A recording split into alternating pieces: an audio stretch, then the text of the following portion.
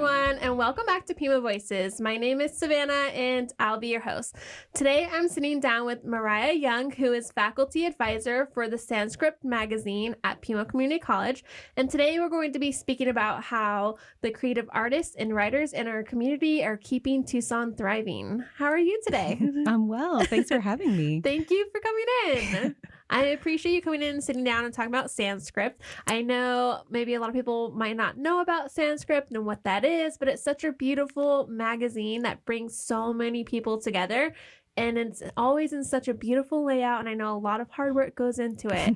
And so I'm so excited to talk about it today. Thanks. Oh, yeah. I'm delighted to talk about it. So, well, why don't we let people know a little bit about you? Because you have some fun accolades that go to you that we could talk about as well. So who is Mariah Young? Oh, golly. Well, so I'm faculty here at Pima. I'm based at Desert Vista, but I teach at a lot of the different campuses and I teach online. I'm the faculty advisor for SandScript, and I get to do the fun stuff. I teach a lot of writing classes, but I also teach poetry and fiction and creative nonfiction. It is the fun stuff. It is the fun stuff, yes. Well, that's fun. And then what else? So we have you teaching that. We have SandScript. Yeah. And and I write too. That's a thing. I'm also a fiction writer primarily. My collection, Masha'allah and Other Stories, is out in the world. In theory, I'm working on another book, but I'm just trying to be a teacher and a writer, and if anything, be a writer who teaches, so that way I can model that to students as well. So, and you're an award-winning writer. What? Did I hear something about that? This is where I get bashful. Like a lot of writers, we are low-key, like very shy, even though you wouldn't know it. But yeah, my collection won the California Book Award for New Voices, as well as the James Houston Award for California Fiction, it's congratulations. Thanks. That's super awesome. And a great thing. I know it's like always a little bit hard to like give yourself a little hoorah, but give yourself a little hoorah because that's really cool. Thanks. I'll take it. That's awesome. And that is a really great thing to have, and for students to see like what can be done outside of school, right? Absolutely. And a lot of times I will talk about my own work, and I try to incorporate that into my teaching, especially when we're talking about SandScript, but also in my other classes. I talk about how writing is a practice just as much as it is like a final product or final air quotes. You know, you're only done with the writing when you kind of decide to be done. Yeah. So, yeah. No, writing's super fun. I mean, we have a blog on our website. I'm not like a super experienced writer in any way, shape, or form, but I enjoy like doing that and like journaling and stuff like that. So I've always been like, oh, it would be super exciting to like take a poetry class or something and see a little bit more of a in-depth creative side of that. And I'm like, after this, I might have to. I feel like after all these podcasts, I'm like, I need to take that class. I need to do this. I need to do that. I'm like, I need to calm down.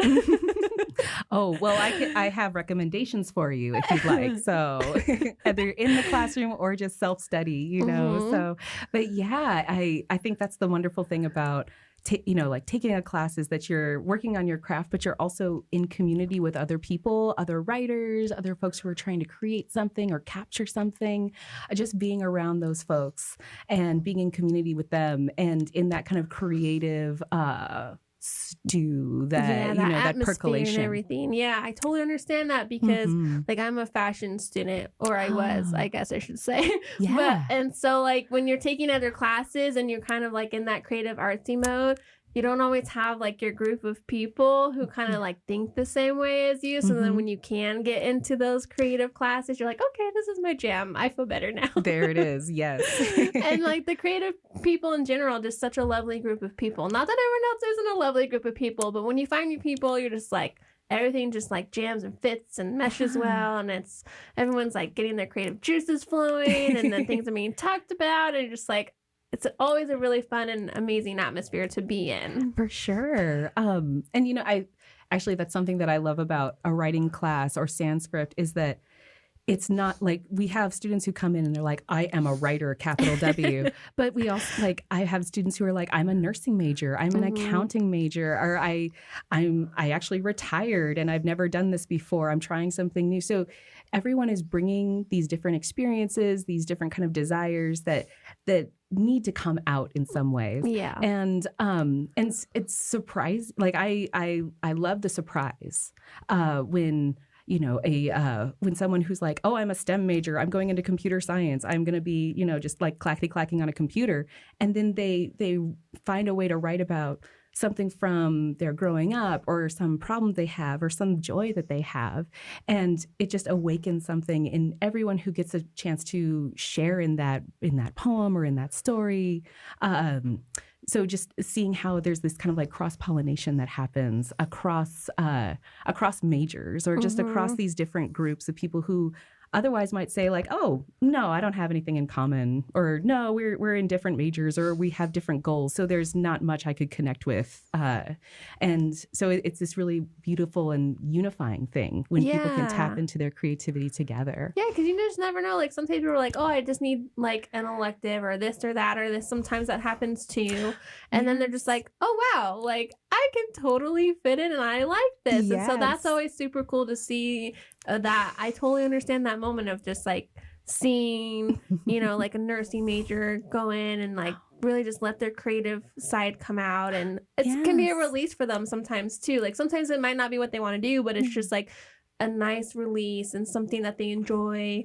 And being able to do that is always really nice. Yeah. And I mean, there's also, I'm thinking about some of the folks who have submitted stuff to SandScript where they're like an anthropology major, or their history teacher said, hey, you wrote something, why don't you submit it to SandScript? And then they get this recognition that there's this other part of them that they didn't maybe realize, or kind of like, that's not an important part of who I am. And then they get this recognition. And it can be kind of life-changing for them. There was a student in like the issue before last who wrote a poem just about, like the tensions on the border and, undocumented folks who were coming across. And she just kind of wrote something for a class that it was like for a Mexican-American studies class. And she had no expectation. She submitted it, I think, for extra credit. And not only was it published in SandScript, but someone who came to the launch party heard that poem and said, oh, I want to use this as part of this larger project. Oh my gosh. And that poem ended up actually going to Congress. Like it went for a special, as part of a special study. So, seeing how far their reach is, I think is also just kind of like this quiet surprise that's part of this work or part of these projects. That's amazing. Yeah. Oh my it's gosh. Really incredible. That is super incredible. That's like a whole movement right there, which is, I'm like, wow, that's amazing. And I know we keep talking about SandScript, and people are like, what's SandScript? So maybe we should like tell people, what is SandScript, Mariah? Oh, yeah. Well, SandScript is kind of a big deal. It's our Pima publication for arts and literature. It's by and for Pima students. All the work that's included in this whole process is written or created by Pima students, and the entire editorial board is students. It's actually, we are one of the oldest publications for community colleges. The first edition of SandScript came out in 1990, and so 90s baby. It is very much oh my gosh, you got to see some of the back end shoes. They are such 90s babies. We're gonna go to the archive. Oh my God, it is this really cool, like you can see how the style has evolved. But it's also one of the oldest publications for community colleges. So, and that's something I sometimes gets missed, is that this is actually kind of like, as the faculty advisor, I do feel like, ooh, I'm part of this legacy. You totally are. Yeah. So, it's published every year in the spring. And SandScript is created through a class at Pima. It's Writing 162, a magazine production. And you'd think that it would just be writers and artists who are in the class, but it's a cross-disciplinary class where students learn not only like editorial skills, but they learn about like project management and also like promotion, and they do all the like they really do create this magazine from the ground up. My bad joke is that I'm just there to say yes. They just have to kind of set things up in such a way where I'm like, yes, let me help you get that. So it's really gratifying to watch students really create these and have their vision executed, and something that they become so invested and proud of. So I'm sure. I always see the SandScript magazine in our office. And then the other day I was like, let me look in there. And I was like, this is actually really beautiful. There's so much work in there from so many different students, because there's like artists who do like paintings or photos, or there's poetry, or there's like short stories. Like, so there's all these different aspects of like creativeness in this one magazine of art and literature. And so it just, you can get lost in it a little bit, actually, but in a good way. Like, it's like kind of picking up like a really good book. And like just really getting immersed into it. And there's so much like feelings and emotions, and you're kind of like a little bit on a roller coaster with that. Oh, yes. But it's like, oh my goodness, this is student work in this magazine. And so I was kind of taken aback by it, because I didn't realize like how great of a collection that comes together within this. It really was, because I've always like heard, and I didn't really understand or know what it was when I was a student at Pima. Like I said, it's just sitting in the office, and I'm always like, what is SandScript? And I was like, oh my god, this is so cool. Like this is a really great magazine. And so and it's like beautifully put together too. It's not just like, here's this. It's like actually really well put together. Like, look how beautiful this is. I know. Like, isn't she pretty? Glossy pink. Yes. Oh, that's all of my paraphernalia from each edition. Yeah, we the last day of class is literally like yearbook style. We sign each other's copies. That's so cute. It's really, yes. But yeah, the students do so much hard work in terms of like putting it together, and they feel a real responsibility too. So students will basically so submissions open in October, and they roll through until like maybe early March, mid-March. And we get a lot of work. I think last year we got about almost 400 submissions. Oh my something gosh. like that. And every piece gets read, every piece gets discussed, and whether it makes it into the magazine or not. And the pieces that ultimately make it into the magazine, like the students get so invested, you know, and they also get invested in the pieces that don't quite make it either. Yeah, I'm sure it kind of like you feel a little bad. You're just like, oh, like I'm sure it's such a hard decision picking what actually is finalized in here. Oh, sure. Yeah. And there are pieces that even though we love them and we advocate for them, we have the final copy, like there's a day in the class where we lay all of our yeses out and we say, oh, okay, what are like the tentpole pieces? What are the pieces that feel like they're creating a narrative? And then we have those pieces that we loved and we fought for, and we're like, oh, you're beautiful, but you're just not part of it. And so so it's a struggle. It is a struggle to get to that final copy for sure. I can't even imagine. Like, I feel like this would be a really interesting and fun class to take, but I'd be like, can we just put them all in? Like, please. Oh, yes. And like, these are like coffee books almost. Like, I would put these on my coffee table. Like, even this one where you have like a whole foil going on. Like, these are really nice, and they're really beautiful, and students can win awards in these as well, right? That's you have like in the back too, like you have, the students who put it together, but there's also awards given out. That's right. To people who put submissions in. Yes. Yeah, everyone who submits is eligible for genre prizes for poetry, prose, and for artwork. And all of those, basically, we kind of call we have a specific set that we want to send out to our judges. And all of our judges are working artists and writers. They're not affiliated with Pima most of the time. Like, it's important for us to make sure that the prizes are not only kind of like objective, but also that they see that their work is recognized by people who are in those fields. And they really get a lot out of it too. At the last launch party, our judges came to announce the prize winners, and it was their first chance to actually meet the writers and artists. And that was also just like putting a face to the work. Yeah. And they were like, wow, this is really emotional and really beautiful. And it's so nice to actually like connect like the writer and the work, or the artist and the portrait. And so everyone kind of gets something really beautiful out of it, and so much encouragement. And, I think of it as like we're not only planting seeds and watering seeds, but we're watching these blooms happen too. So it's really lovely. Yeah. And like, I know that's how people can get a copy of SandScript is at your launch party, right? Yes. Because I'm always like, well, how do people like, where does this come from? Absolutely. Yes. So we have them at the launch party, which comes out when we always have our big unveiling in May, because it's the culmination of this work done in the semester. And then in the fall, I do my best to make sure that all of our faculty have copies that they can give to students.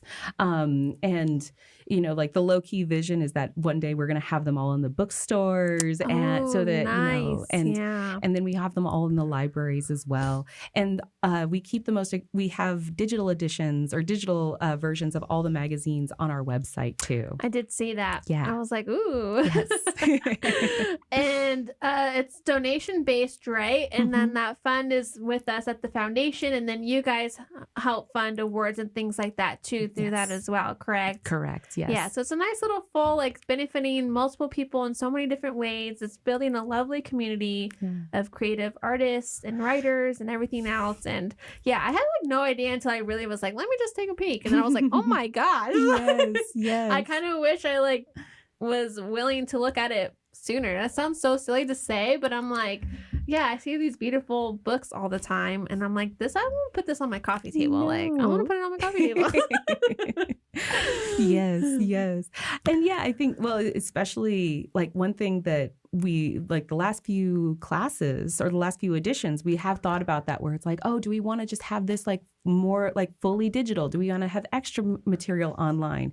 And the students have all really said like, sure, online is okay, but having like a physical copy, there's something, it's like that kind of like the tactile, like, we're getting into ASMR here. Yes. Like having it in your hands, and also, like you said, like just like feeling the cover. It's beautiful to have out. And I'm definitely like, I want a book in my hand type of girl. Like, I'm not on my Kindle or anything like that. Like, I want a book. And so I think this is really beautiful to have. And you guys should all be so proud. And like you said, you're part of a little legacy, and it's so beautiful. Yes. And so before we end our conversation today, was there anything else that you wanted to share about SandScript or anything to the community, to students, to potential people who want to show their support to SandScript? Oh, wow. Yes. I mean, I think if you are any way affiliated with Pima, definitely like submit your work. If you are a writer, a poet who doesn't really know it yet, there's a lot of those folks.